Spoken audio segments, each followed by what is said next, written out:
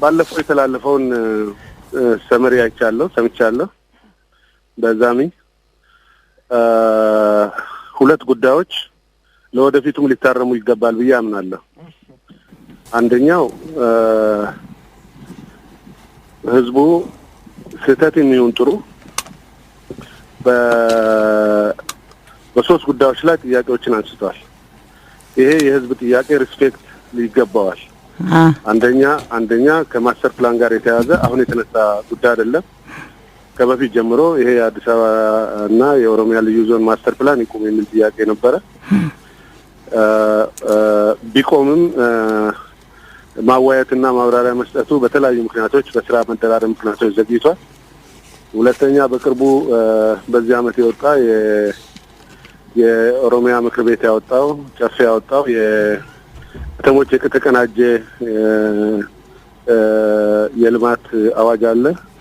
እሱ ላይም ከዚህ ጋር ተያይዞ ግልጽነት ያለ መፈጠር ጉዳይ አለ። እንደዚሁም ከባባዊ ሆኖ የመልካም አስተዳደር መንግስት ሊፈታቸው እቅድ ያዘባቸው የተለዩ ከባባዊ መልካም አስተዳደር ችግሮች አሉ። ስለዚህ እነዚህ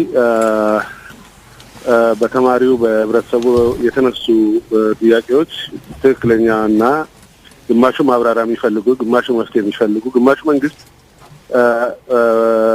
መልስ ሊሰጣቸው የሚፈልጉ ጥያቄዎች ክብር ይገባቸዋል ብዬ አምናለሁ። ይሄንን ማክበር ይሄንን አክብሮ በሚዲያ ሲገለጽም ይሄንን በአግባቡ መውሰድ ጠቃሚ ይሆናል። ሁለተኛ ሲገለጽ እንደሰማሁት አንዳንድ የኦህዴድ ሙሰኞች የመልካም አስተዳደሩን ለማደናቀፍ የፈጠሩት ውከት ነው በሚል የተገለጸ ነገር አለ። ይሄ አገላለጽ መጥፎ ነው ብዬ አምናለሁ። ተገቢም አይደለም ብዬ አምናለሁ። ኦህዴድ ለዚች ሀገር ዲሞክራሲያዊ ስርዓት ግንባታ እየታገለ ያለ ድርጅት ነው። ትልቅ ሼር ያለውም ድርጅት ነው።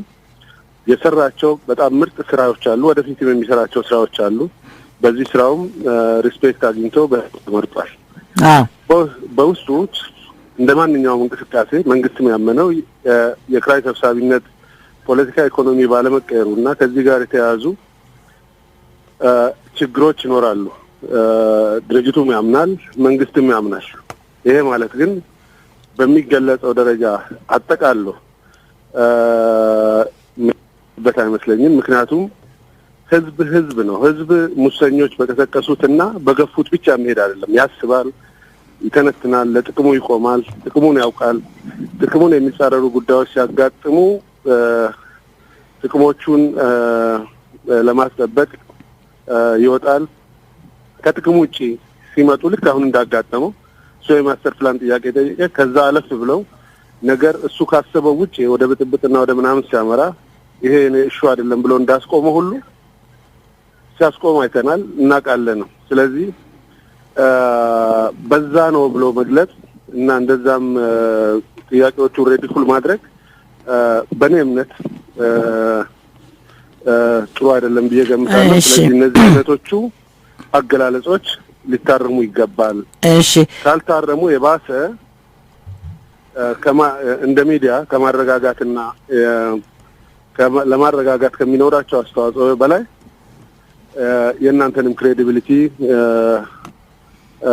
ያጠፋል ብዬ አምናለሁ። ይሄ ብቻ ቅሬታ አይደለም፣ ሌሎችም በዚህ ላይ ቅሬታ አላቸው። ተገቢ አይደለም ብዬ ነው የምገምተው። እሺ፣ የተከበረው አቶ አባዱላ እኛ ትችቱን እንቀበላለን።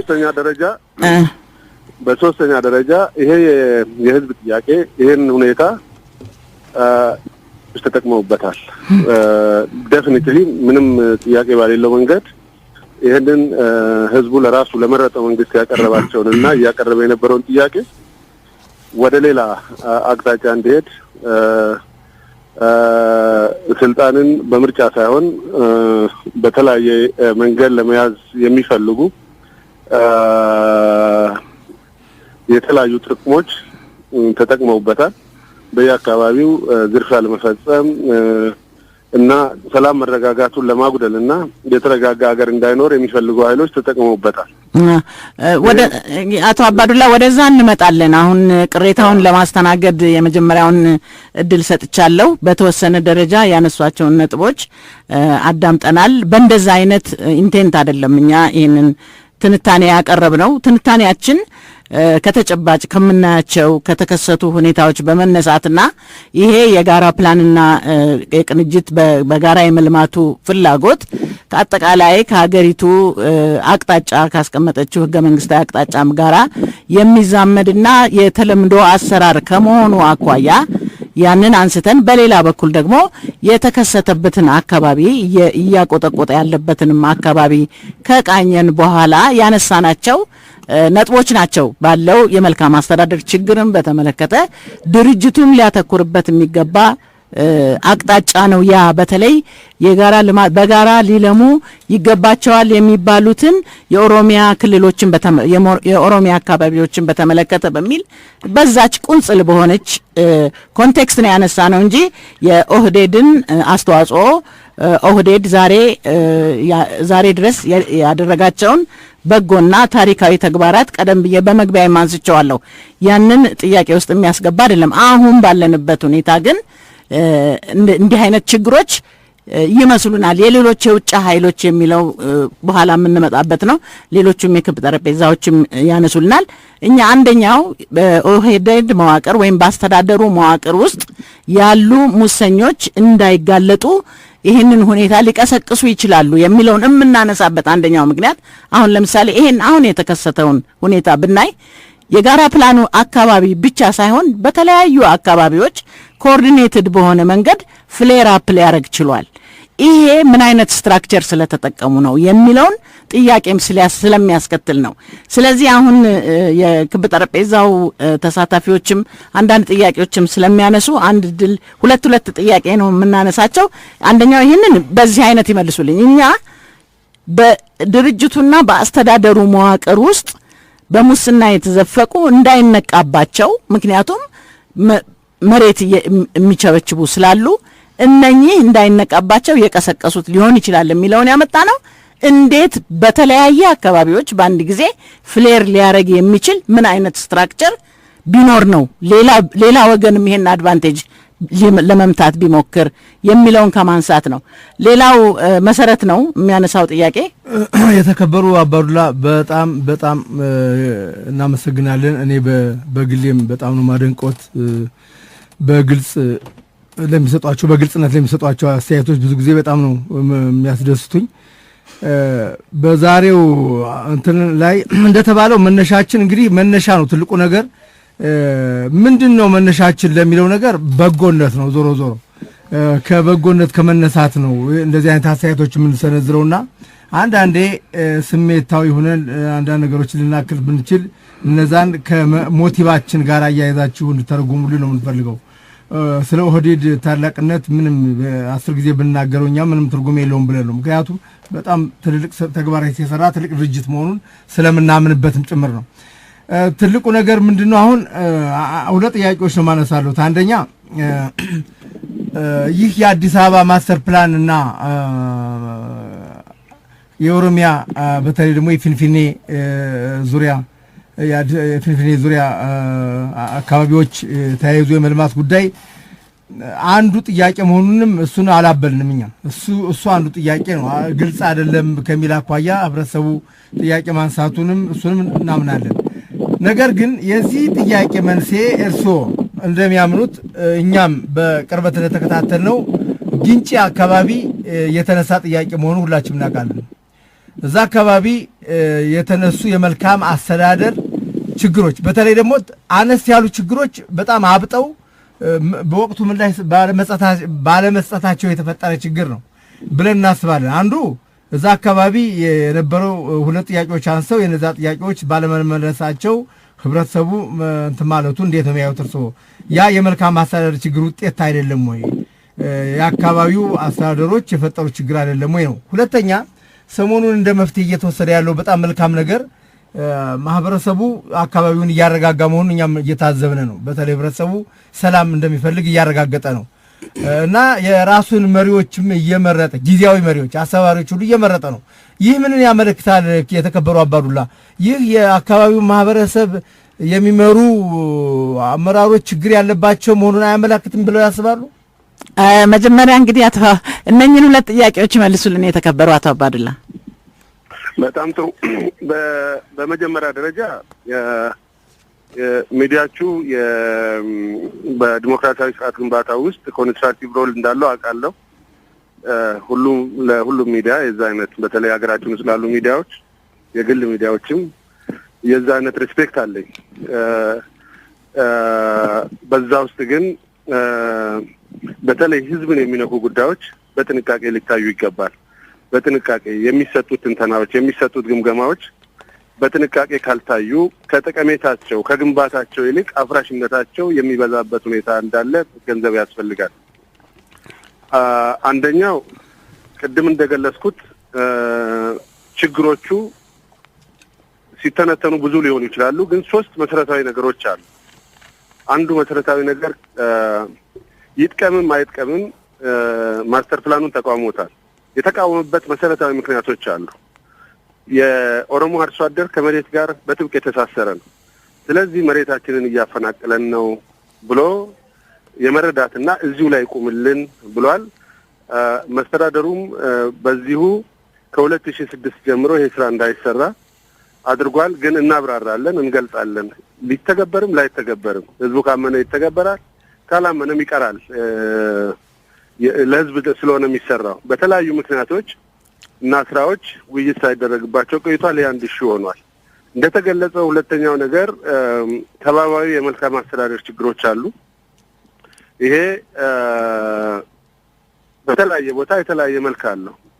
እነዚህ መንግስት እያንዳንዱን ከምርጫ በፊት ከህዝብ ጋር ተወያይቶባቸዋል። ከምርጫ ወቅት ተወያይቶባቸዋል። ከምርጫ በኋላ ደግሞ እያንዳንዱን ነቅሶ አውጥቶ የኦሮሚያ ክልላዊ የፌዴራል መንግስት ብቻ ሳይሆን የኦሮሚያ ክልላዊ መንግስትም እንዴት አድርጎ ከህዝቡ ጋር ሆኖ እንደሚፈታቸው አቅዶ ህዝቡን ማዋያት ጀምሯል። ስለዚህ እነዚህ ችግሮች መኖራቸው ምንም ጥያቄ የለውም። ግን ችግሮች ፈጥኖ ካልተፈቶ ከዚህ የምንማረው ነገር ቶሎ መልስ ካልተሰጣቸው፣ ቶሎ መልስ ካላገኙ፣ ቶሎ ማብራሪያ ካላገኙ፣ ቶሎ እርምጃ ካልተወሰደባቸው ወዳልሆነ አቅጣጫ ሊሄዱ እንደሚችሉ በቂ ትምህርት የተወሰደበት የሚወሰድበት ይመስለኛል። ሁለተኛ በእያንዳንዱ አካባቢ ያለው የአስተዳደር እርከንም አንድ አይነት አይደለም።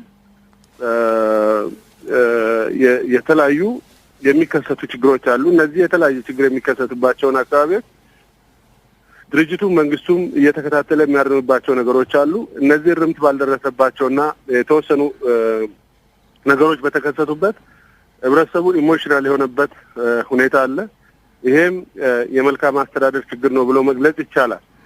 እነዚህ ጉዳዮች በእኔ ግምት ህዝቡ እነዚህን አልፈልጋቸውም፣ ተገቢ አይደሉም፣ ተገቢ ባለመሆናቸው እንደዚህ መታረም አለባቸው ብሎ ጥያቄ ማንሳቱ ከአሁን ቀደም በሚዲያ እንደገለጽኩት ትልቅ ድል ነው፣ የዲሞክራሲ ውጤት ነው ብዬ አምናለሁ። ተገቢው ነው። መጥፎ ነገር በሰላም ከመረጠው መንግስትና በሰላማዊ ሁኔታ ሊታገልበት እና ሊያስተካክለው የሚችለውን ነገር ወደ ለሌሎች አመፀኞች በር ወደሚከፍት ነገር መሄዱ ነው።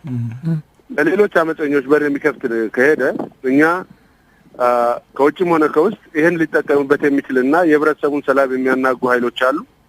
እነዚህ ኃይሎች ደግሞ ማክሲመም ይጠቀሙበታል። ቀደም ብሎ ሲገለጽ የነበረው ኦነግ ይሁን ሌላ ይሁን ሁሉም ከሞተበት አፈር ያራገፈ ተነስቶ ያ ሁኔታውን ለመጠቀም የሚሞክርበት ሁኔታ አለ። ይሄ አሁን ባለው ሁኔታ ተመልክተናል። ስለዚህ ለወደፊቱም አሁንም ህብረተሰቡ የደረሰበት እኛ ጥያቄ አለን፣ ግን ደግሞ ከዚህ ውጪ ያለው የኛ ጉዳይ አይደለም። መቆም አለበት፣ ሰላም መፈጠር አለበት። የተቀረውን ጥያቄዎቻችንን ከመረጥነው መንግስት ጋር እንወያያለን በሚል እያደረገ ያለው እንቅስቃሴ ስለሆነ ይሄ በተከሰተባቸው አካባቢዎች ሆኑ ባልተከሰተባቸው አካባቢዎችም ነገሮችን በሚገባ ማየት፣ መፈተሽ፣ ማስተካከልና የህዝቡን ፍላጎት ማሟላት ተገቢ ነው ብዬ ነው የምገምተው። ይሄን ከዚህ መውሰድ ይቻላል። አቶ አባዱላ አንድ ሁለት ጥያቄዎች ይቀሩናል። አንደኛው ከአምቦ ለምን ትምህርት አልተወሰደም? በአምቦ የተፈጠረው ሁኔታ ተመሳሳይ ነበረ። በወቅቱ ድርጅቱ ይሄን ጉዳይ ወደ ሌላም ሳይስፋፋ የያዘበት ሁኔታ ነበረ። ለምን ከዛስ ትምህርት አልተወሰደም? ይሄ ድጋሚ የሚመስል ነገር ስለሆነ ጸጋሉንም አንድ ጥያቄ አለው። እኔም እጅግ የተከበረ ምስጋና አቀርባለሁ። የተከበረ አፈ ጉባኤ እዚህ ዝግጅት እንግዳ በመሆኑ ከቀጥታ ከርሶም ከስራውም ጋር ስለሚያያዝ ነው። የህገ መንግስቱ ላይ የኦሮሚያ ከአዲስ አበባ ተጠቃሚነት በህግ ይወሰናል ይላልና ምናልባት ይሄ ህግ ወጥቶ ቢሆን ኖሮ ተለይቶ ቢሆን ኖሮ አሁን ከመሬት መፈናቀል ጋር አርሶ አደሩ የሚያነሳው ነገርም ምላሽ ሊያስገኝ ይችል ነበር ይሆን ይችላል የሚል እምነት አለኝና ለምንድን ነው ይሄ ህግ ያልወጣው? ሁለተኛው ደግሞ የማስተር ፕላኑ ራሱ አንዴ ይነሳል አንዴ ጋብ ይላል። ቅድም የጠቀሱት ከስራ መደራረብ ያሉት ነገር አለና አሳማኝ ነው ወይ? ይሄ ትልቅ ነገር ነው። ይሄ ጥያቄ ነው። ለምንድን ነው የዘገየው? ክልሉ ሲገፋል ወይ? ይሄ ማስተር ፕላኑ ላይ እድልባት እንዲያገኝ ምን ያህል በጥልቀት ይዞት እየገፋበት ቆይቷል የሚለው ነገር ቢያብራሩልኝ። ሚሚ ካለችው ጋር ይሄ ጸጥታና የህግ የበላይነትን ከማስከበር አንጻር እነዚህ መንገድ የሚዘጉ ድንጋይ የሚወረውሩ ትምህርት ቤት እንትን የሚሉ ትልቅ አደረጃጀትና ትልቅ አቅም ያለው ነው የኦሮሚያ ብሔራዊ ክልላዊ መንግስትና እኔ እሱን ማስከበር ላይ ለምንድነው ተሞክሮ ያልተወሰደው የሚለው በውስጡ የክራይ ሰብሳቢነት ችግር እንዳይኖርበትም በደንብ ያያችሁት ነው የሚል ጥያቄዎች ነው አለኝ። አመሰግናለሁ። በመጀመሪያ ደረጃ በህዝብ አስተዳደር ውስጥ በጣም በዝርዝር ሊታዩ የሚገባቸው ነገሮች አሉ። ሊታዩ የሚገባቸው ነገሮች ምንድናቸው? ለምሳሌ ማስተር ፕላን የሚባለው በጎ አስተሳሰብ ተነስቷል። ከበጎ አስተሳሰብ ተነስቶ ገና ኦፊሱ ሲቋቋም ጥያቄ ሲነሳበት ሁኔታው መቀጠል እንዳሌለበትና መቀጠል ካለበት ውይይት ሊደረግበት እንደሚገባ ታየ። ከዛ በኋላ የምርጫ ከዛ በኋላ ሌሎች ወቅታዊና ትኩረት ሊደረግባቸው የሚገቡ ነገሮች ስለነበሩ እስከ ቆመ ብዙ ፕሮብሌም ስላሌለው በዛው ሊቀጥል ወይም ደግሞ ሊዘገይ እንደሚችል በመታመን የቀጠለበት የዘገየበት ሁኔታ አለ። መዘግየቱ ቤዚካሊ ስህተት ነው ብሎ መውሰድ ይቻላል። በእነዛ ውስጥም ይዞ መሄድ ይቻላል። ግን በመሬት ላይ የሚተገበር ነገር እስካሌለ ድረስ ለሌሎች ስራ ቅድሚያ እንስጥ፣ ሌሎች የልማት ሌሎች ጉዳዮች ስላሉ በሚል የሄደ ጉዳይ ነው። እንዳልኩት የክልሉ ፕሬዝዳንትም እንደገለጹት መዘግየቱ እንደ ፕሮብሌም ሊወሰድ ይችላል። ሁለተኛ የክልላዊ መንግስቱ በሚሰራቸው ስራዎች ውስጥ ትኩረት የሚያደርግባቸው ነገሮች አሉ። እንግዲህ እኔ እንደ አንድ በፖለቲካል አመራር ውስጥ በክልሉ በኦህዴድ ፖለቲካ አመራር ውስጥ እንዳለ ሰው የማውቃቸው ሁኔታዎች አሉ። ትኩረት የሚያደርግባቸው በጣም ብዙ ስራዎች አሉ። እነዚህ ስራዎች ከሞላ ጎደል እየተሰሩ የመጡበት ሁኔታ አለ። ውጤትም የተገኘባቸው ናቸው። ጸጥታ በማስከበርና የህግ የበላይነትን በማስከበር በኩልም ህዝቡን በማነሳሳት በማደራጀትና ሁሉን አቅሙን በመጠቀም እጅግ ሰላማዊ ሁሉም የልማት እንቅስቃሴዎች የሚደረጉበት ክልል ሆኖ የሄደበት ሁኔታ እንዳለ ምናለን። ይሄ ሁኔታ ባለበት ውስጥ ወጣቶችና ሌሎች ጥያቄ ሲያነሱ ኢሞሽናል መሆን፣ ሌሎች ኃይሎች ጣልቃ መግባት፣ የሌሎች ኃይሎችን ጣልቃ ገብነት መነሻ አድርጎ መንገድ መዝጋትና የመሳሰሉት የዘረፋ ሁኔታዎችና እንደዛ የመሳሰሉት ጉዳዮች ተከስተዋል። እነዚህ የተከሰቱ ጉዳዮችን ክልሉም ሆነ የፌዴራል መንግስት የመረጠው በኃይል መፍታት አይደለም። ክልሉም የመረጠው በኃይል መፍታት አይደለም።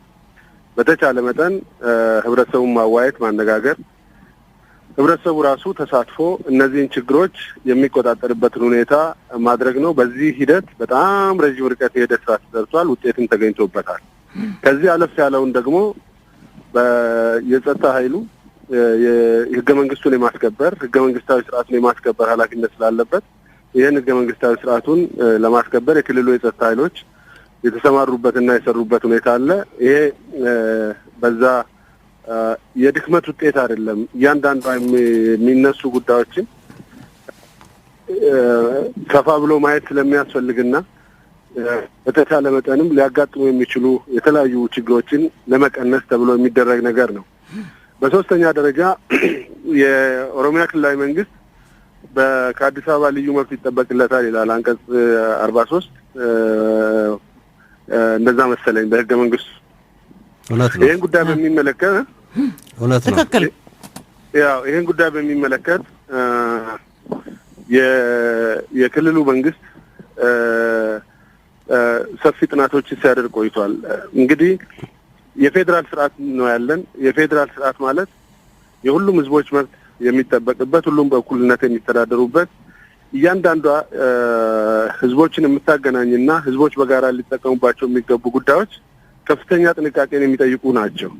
ዛሬ ተሰርተው ነገ የሚፈርሱ ወይም ደግሞ ዛሬ ወጥተው ነገ የሚሻሻሉ ወይም ደግሞ ዛሬ ወጥተው ነገ ሌላ ጥያቄ የሚያስነሱ መሆን የለባቸው የሚል እኔም እምነት አለኝ።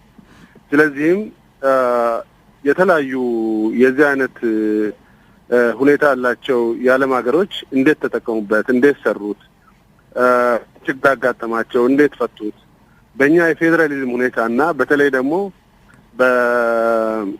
በኦሮሚያና በፍንፍኔ ግንኙነት ዙሪያ በጣም ታሪካዊ ኢኮኖሚያዊና በጣም ብዙ ውስብስብ ጉዳዮች ባሉበት እንዴት ነው የልዩ መብት ጉዳይን የምናስቀምጠው የሚል ሲታሰብ ውይይት ሲደረግበት ሙያተኞች ሲያጠኑት ቆይተዋል።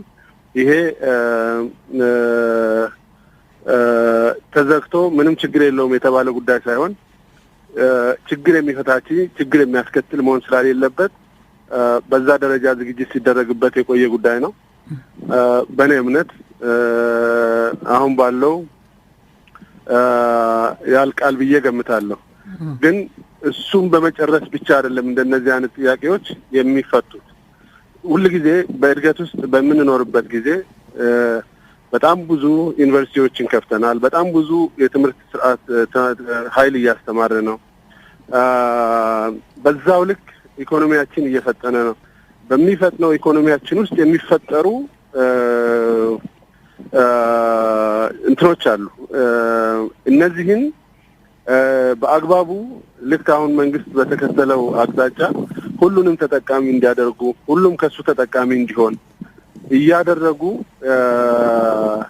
የመሄድና ሌሎች ከዚህ ጋር የተሳሰሩ መጠነ ሰፊ ስራዎችን ከመስራት ጋር የሚያያዝ ነው። ይህንን በእኔ ግምት ልማታዊ መንግስቱም የክልል መንግስቱም ትኩረት ያደረገባቸውና ሲታዩ የነበሩ ናቸው። አሁንም በዛ መንገድ ይታያሉ ብዬ ገምታለሁ። ለብቻው የልዩ መብቱ ብቻ ሳይሆን ሌሎችንም እድገቱ ራሱ የሚያመጣቸውን ነገሮች ግምት ውስጥ መሄድ ይገባል። እድገቱ የሚያመጣቸው ስል ምን ማለት ነው? ለምሳሌ ማኑፋክቸሪንግ ኢንዱስትሪ እንፈልጋለን። ማኑፋክቸሪንግ ኢንዱስትሪ መሬት ላይ ነው የሚሰራው። መሬት ላይ ሲሰራ የሚሰራበት መሬት በረሃ አይደለም። መሰረተ ልማት ያለበት፣ ፋይናንስ ያለበት፣ ለገበያ የተመቻቸ ቦታ መፈለጉ አይቀርም። ስለዚህ ይሄን ስታመቻች በተመሳሳይ መንገድ ያንን ህብረተሰብ እንዴት ይዞ ያድጋል የሚሉ ሌሎች ጥያቄዎችም እስካሁን አብረው ሲታዩ ነበር። አብረው በሚገባ መታየት አለባቸው።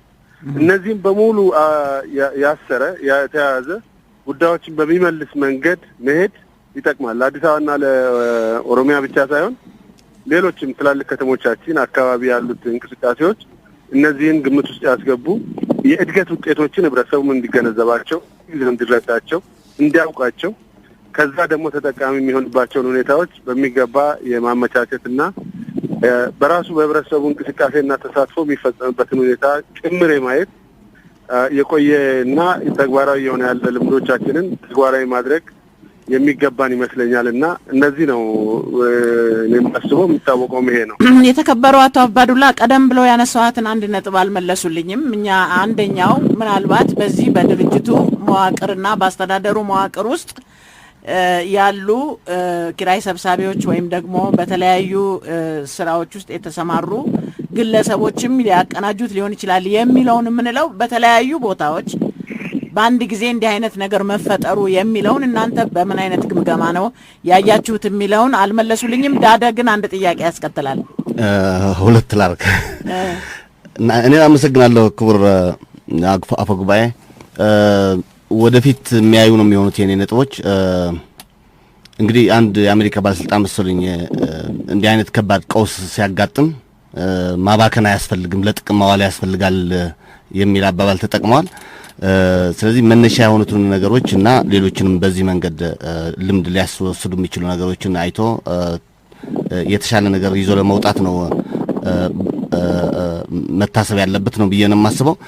አሁን ለምሳሌ እርሶ ያሉበት ፓርላማ እርሶ የሚመሩት በእንደዚህ አይነት ጉዳዮች ላይ ከፍተኛና በጣም ተከታታይ የሆኑ ውይይቶች ማካሄድ ነበረበት ብዬ ነው የማስበው። ሲቻል ሳያጋጥምም ታሳቢ በማድረግ እንዲህ አይነት ነገሮች አሉ፣ የተንጠለጠሉ ነገሮች አሉ፣ ወዴት ይወስናል የሚሉት ነገሮች ካጋጠመ በኋላ ደግሞ በጣም ተከታታይ የሆኑ ምክንያቱም የከፍተኛው የስልጣን ባለቤት ነው ፓርላማው። በአገሪቱ የሚፈጠሩ እንደዚህ አይነት ጉዳዮችን በከፍተኛ ሁኔታ አይቶ በራሱም ውስጥ ባለሙያዎችና ሌሎች ምስክርነት የሚሰጡ ሰዎችንም እየጋበዘ ማወያየት ነበረበት ብዬ ነው የማስበው። እንዲህ አይነት ነገሮች ለምን አይሆንም የሚለው ነው። በተለይ ደግሞ የእርሶ የዚህ የፌደሬሽን ምክር ቤት አዲስ አበባና የፊንፊኔ ከተሞችን የሚያገናኝ ጉዳይ በመሆኑ ሁለት የተለያዩ ክልሎች ማለት ነው። በእንደዚህ አይነት ጉዳይ ላይ ትልቅ ኃላፊነትና ስልጣን አለው። የፌደራል መንግስቱንም እንዲህ አይነት ነገር ስራ እንዲሰራ ጋባዥ የሚሆነው እንዲህ አይነት ችግር ሲያጋጥም ፌደሬሽን ምክር ቤት ነው። በእርግጥ የእርሶ የተወካዮች ምክር ቤት ነው የሚመሩት። ግን እነኚህ ነገሮች በፓርላማ ደረጃ ትልቅ ኢሹ ሆነው የመወያያ አጀንዳ የማይሆንበት ምክንያት ምንድነው የሚለው። ሌላው ግን ወደ ሌላኛው ጫፍ ደግሞ እንዳይሄድ ብዬ ነው። ለምሳሌ የማስተር ፕላኑ እኔ የተወሰነ ይዘቱን ለመከታተል ሞክሬ ነበር። መጥፎ የሚባል ማስተር ፕላን አይደለም። የተቃውሞም ምናልባት ከግንዛቤ ከማጣት ውጭ የተፈጠረ ነው ብዬ ነው የማስበው። ከአንድ የፈረንሳይ ከተማ የተወሰደ እንዲሁም ከሂውስተን የተወሰደ ልምድ ያለበት ይመስለኛል። እንደዚህ አይነት ነገር ህዝቡ ስለተቃወመው ብቻ ወይም ደግሞ ሌሎች ስላጋጋሉት ብቻ ላንቀበለው እንችላለን ልንተወው እንችላለን የሚለውን በጣም በከፍተኛ ባለሙያዎች የተጠናውን ነገር ወደ ማጣጣል መሄዱ ሌላው ጫፍ እንዳይሆን ብዬ ነው እና ይሄን አሁን የተጀመረው ከህዝቡ ጋር ያለው ውይይት ስሜቱና የጸጥታ ሁኔታ ከተስተካከለ በኋላ ሁለተኛ ደግሞ እነኚህ የኦሮሚያ ከተሞች ቦታዎች እየተወረሩ ያሉት ማስተር ፕላንን ባለመኖር ነው ብዬ ነው የማስበው። ምክንያቱም ሀብታሞች እንደፈለጋቸው እየገቡ እየገዙ ሚሚ እንዳለችው ክራይ ሰብሳቢዎችም በመሃሉ እየገቡ ብዙ ችግሮች የመፈናቀሎች ያሉት በዚህ አይነት ሁኔታ ነው። ማስተር ፕላን ይሄን ትክክለኛ መልክ ያስይዛል ብዬ ነው የማስበውና በእነኚህ ነጥቦች ላይ ያሉትን አስተያየት በመጀመሪያ ደረጃ የአንድ ልንግባባበት የሚገባው ነገር የህዝብ ውስጥ የሚነሳ የህዝብ ጥያቄ ሙሰኞች ከፈቀሱት ምናምን አደረጉት ልደበቁ ስለፈለጉ የሚለው ቅድም ካቀረብኩት ቅሬታ ጋር የሚያያዝ ነው። ህዝብን ሪስፔክት ማድረግ ያስፈልጋል። የሚያስብ ህዝብ ነው። ለጥቅሙ የሚቆም ህዝብ ነው። ስለ ጥቅሙ የሚያውቅ ህዝብ ነው። ሌላ ቀርቶ ወደኋላ መለስ ብለን ስናስታውስ ምርጫውን ለትርምስ ለመጠቀም የፈለጉ ብዙ ኃይሎች ነበሩ። እኛ ምርጫ በካርዳችን መንግስታችንን የምንመርጥበት እንጂ ትርምስና ህይወት የሚጠፋበት አይደለም ብሎ ህዝቡ አቋም በመውሰድ ሁሉንም ያገለለበት ሁኔታ አለ። ያኔ ቀስቅሰውታል፣ ያኔ ሰርተዋል በተለያየ መንገድ። ቀደም ብሎም ስለ ኦሮሚያና ስለ ኦሮሞ ህዝብ ስናስታውስ የተለያዩ ኃይሎች ለትርምስ በሚሆን መንገድ ቀስቅሰውታል፣ ሰርተውበታል፣ ተዋግተዋል። ራሱ ተዋጋቸው፣ ቅስቀሳቸውን አከሸፈ፣ ለራሴ ይጠቅመኛል ብሎ ሁሉንም ነገር ተዋቸው። ከዚህ ልምድ መማር ያስፈልጋል። እነገሌ ቀሰቀሱት የሚለውን ነገር ወደ ጎን መተው ይኖርብናል። ይሄ ማለት ክራይ ሰብሳቢ በድርጅት ውስጥ በመንግስት መዋቅር ውስጥ የለም ማለት አይደለም። ሙሰኛ የለም ማለት አይደለም። ይሄ በራሱ ኮንቴክስት መታየት ይኖርበታል። ይህንን የለም እያልኩ አይደለም፣ አለ። ስላለም መንግስት ሁለት አቅጣጫዎችን ተከትሏል። አንደኛው ለክራይ ሰብሳቢነት መነሻ የሆነውን አረንቋ ማድረግ አጠቃላይ ፖለቲካል ኢኮኖሚውን የመቀየር ተግባር፣ ሁለተኛው ደግሞ ከዚህ ጎን ለጎን ህጋዊ እርምጃዎችን እየወሰዱ የማስተካከል ሁለቱን ጎን ለጎን ለመውሰድ አቅዶ በሰፊ የህዝብ ሞቢላይዜሽን እየሰራ ነው ያለውና ይሄ በዛ ደረጃ መታየት ያለበት ይመስለኛል።